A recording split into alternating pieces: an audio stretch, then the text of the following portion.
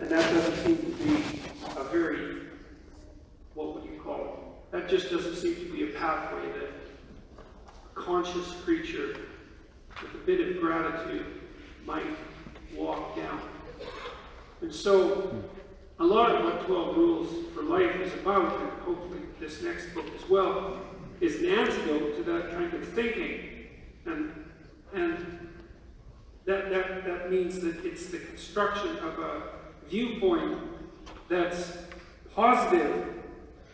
It's a weak word. It's very difficult to get the words right.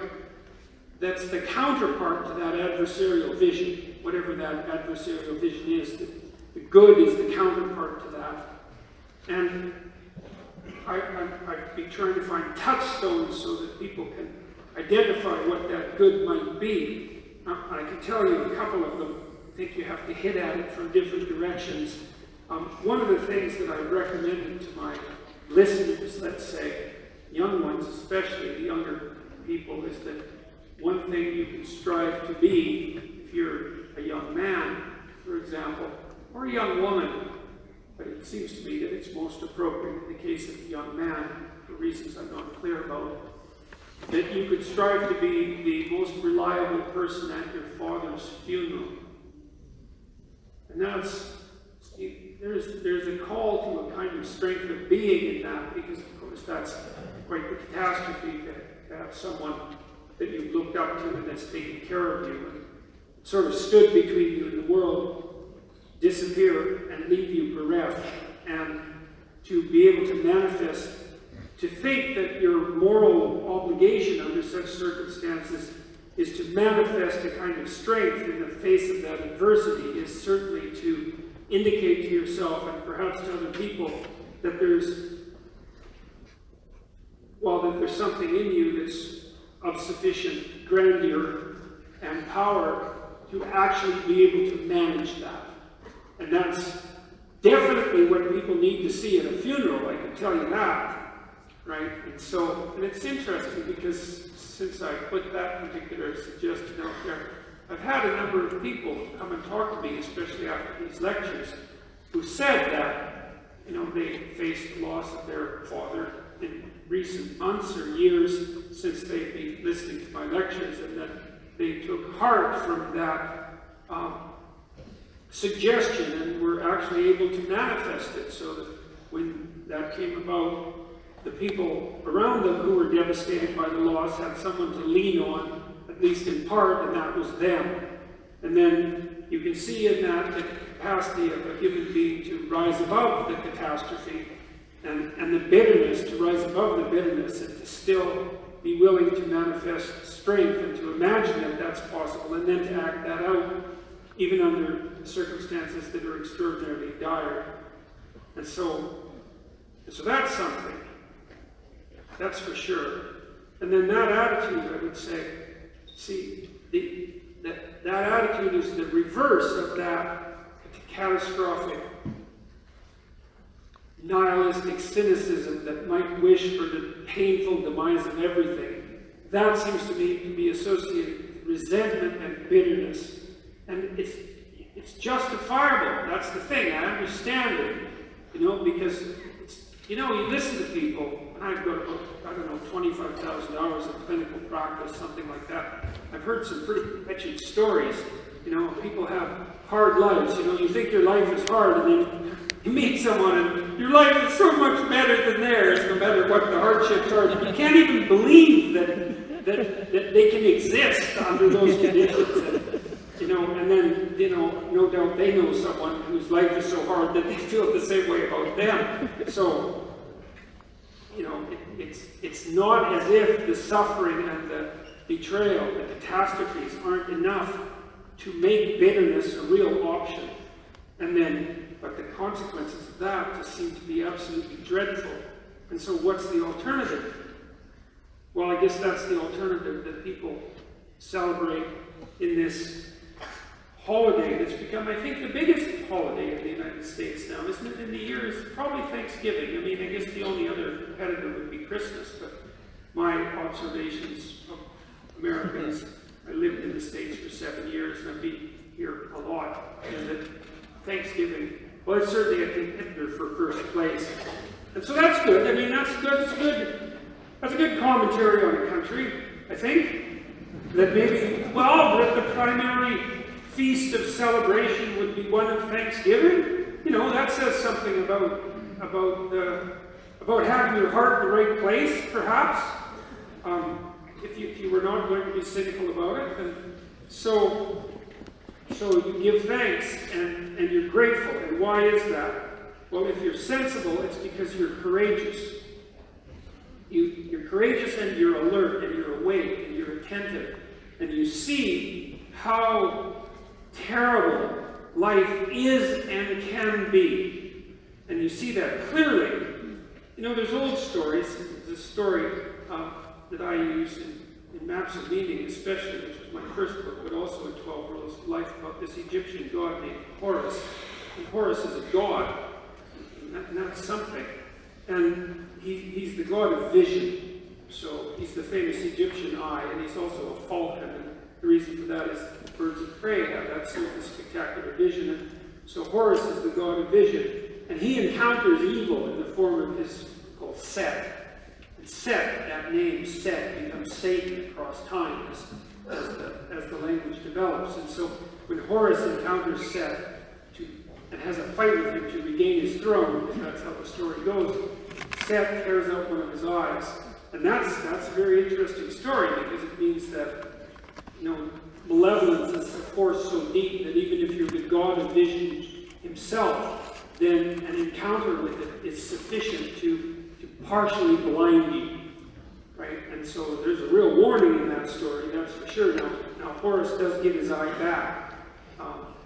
He ends up giving it to his father so that he can see too, which is a hell of a story.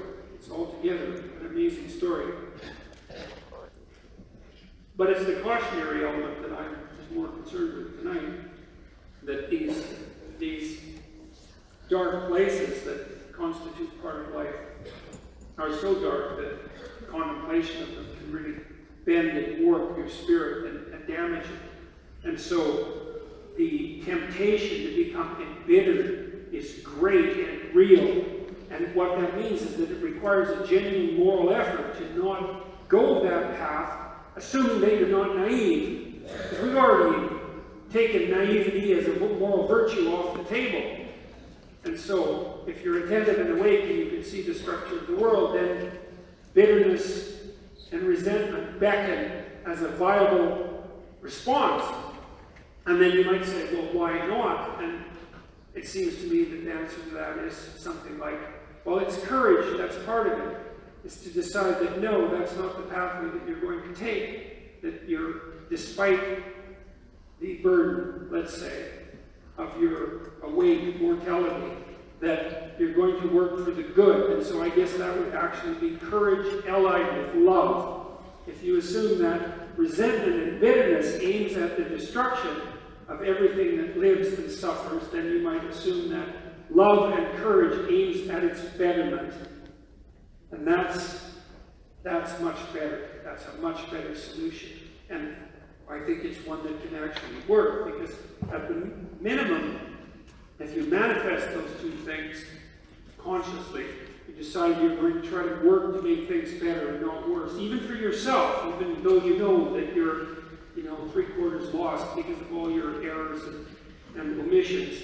You're going to work to make things better for yourself, as if you're someone you're responsible for helping, and you're going to do the same thing for your family, and you're going to do the same thing for your community, and you're going to do that despite the fact that you can see the structure of things.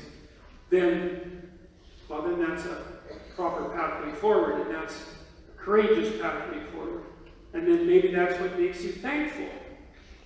It seems to me that that's the case. That you have to be thankful that things aren't worse.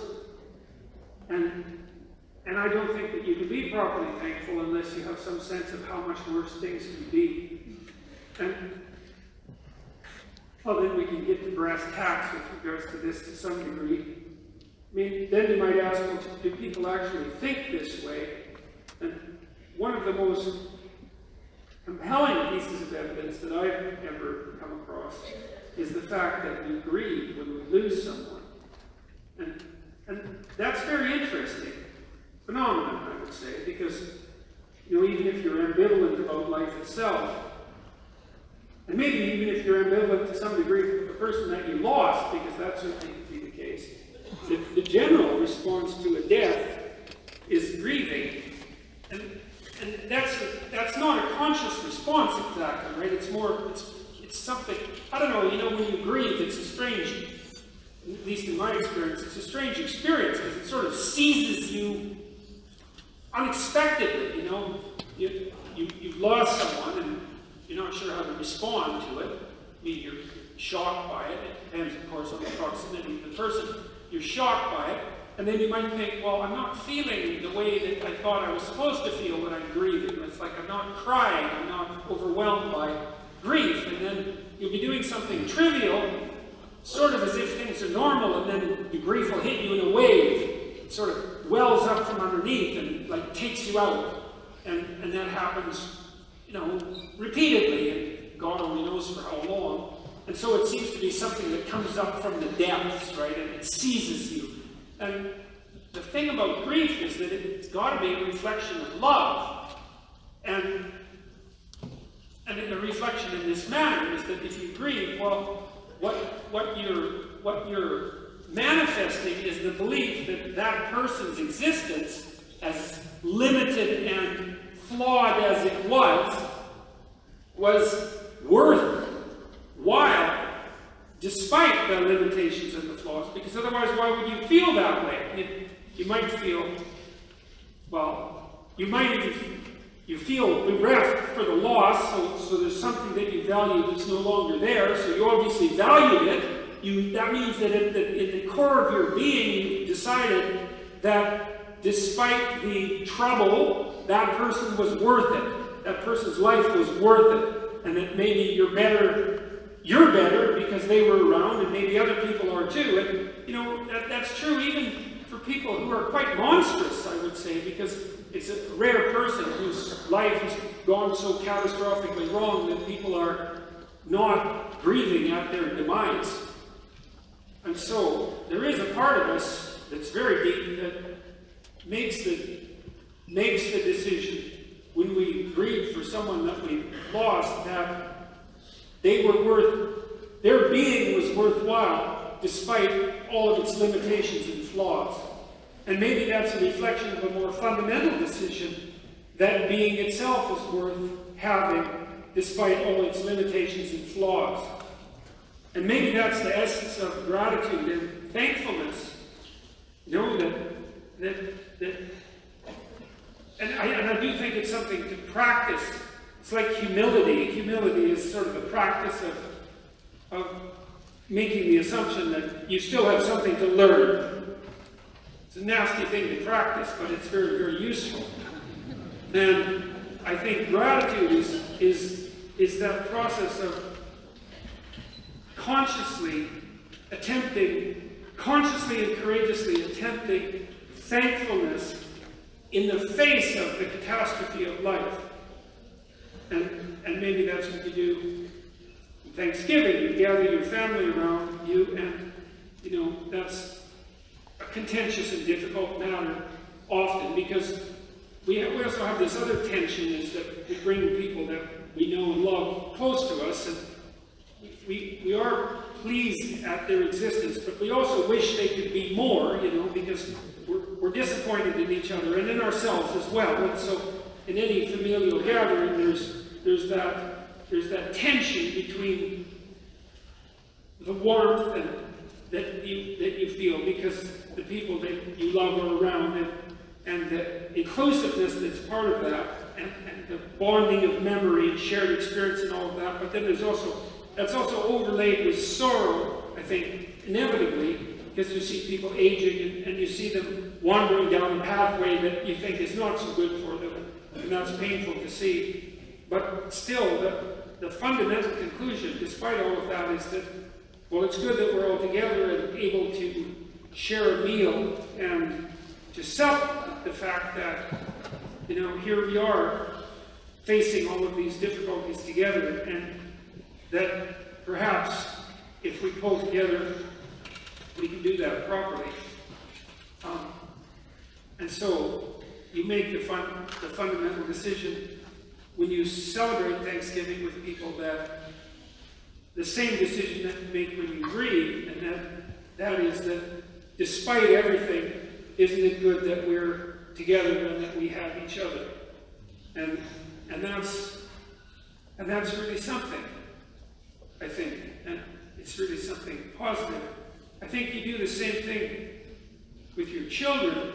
You know, when I had little kids, and this was exaggerated, this is part of Rule 12 as well, head of cap when you encounter them on the street. This was exaggerated with my daughter because she was very ill.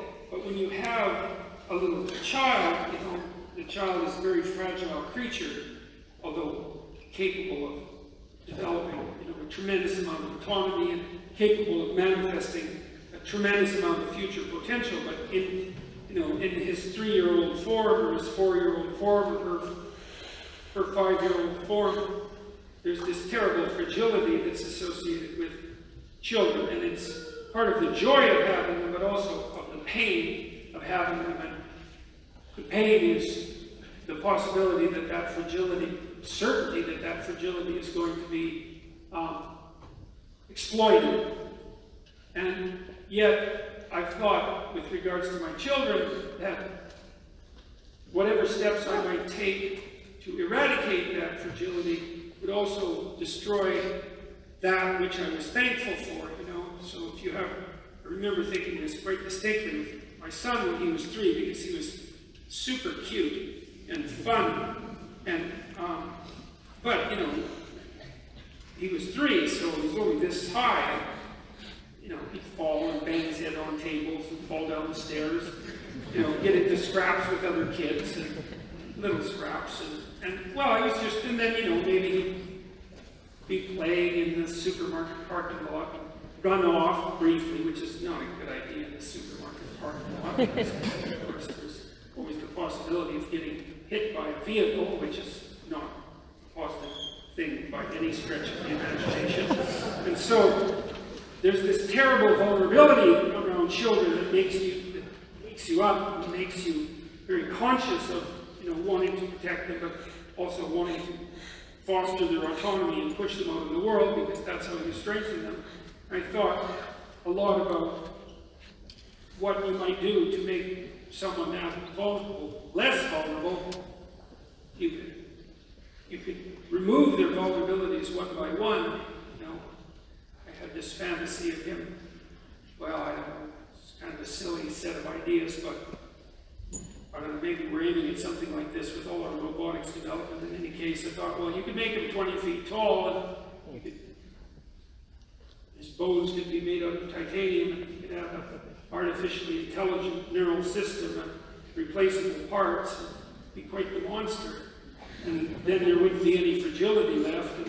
But the funny thing about that is there wouldn't be any kid left either. And so, well, it's a funny thing, because what it shows is that love that you feel for someone like that is integrally bound up with their fragility. And I think that's also the case, like with their particularity. You know, when I think about my parents too, the same thing comes to mind, because they're getting old. And, you know, as people get older, well, you really see them, in some sense, you see them crystallize into the people that they are. Like, my father has a decided character, my mother has a decided character.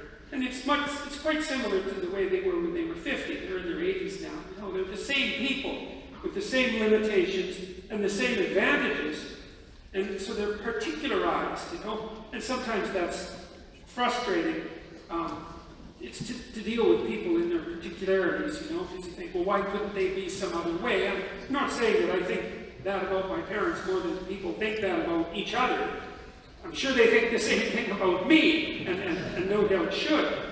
But the thing is that you also have to understand that, just as in the case of children, that all those particularities and all those fragilities and all those limitations are part and parcel of what it is that you come to love. And so you actually love things for their limitations. And that's a hell of a thing to understand. And maybe that's part of how it is that you can be thankful and grateful, is that in spite of the fact that the world is a very dark place in many ways, and that each of us have our dark souls, that despite that, we see in each other this unique blend of particularity and possibility that is a kind of miracle, I suppose, and one that can really manifest itself in a true sense in the world, in the relationships that we have with each other that are grounded in trust and love, and that is something that you can be courageously thankful for. And in that courageous thankfulness, you also discover part of the antidote to the darkness. Thank you.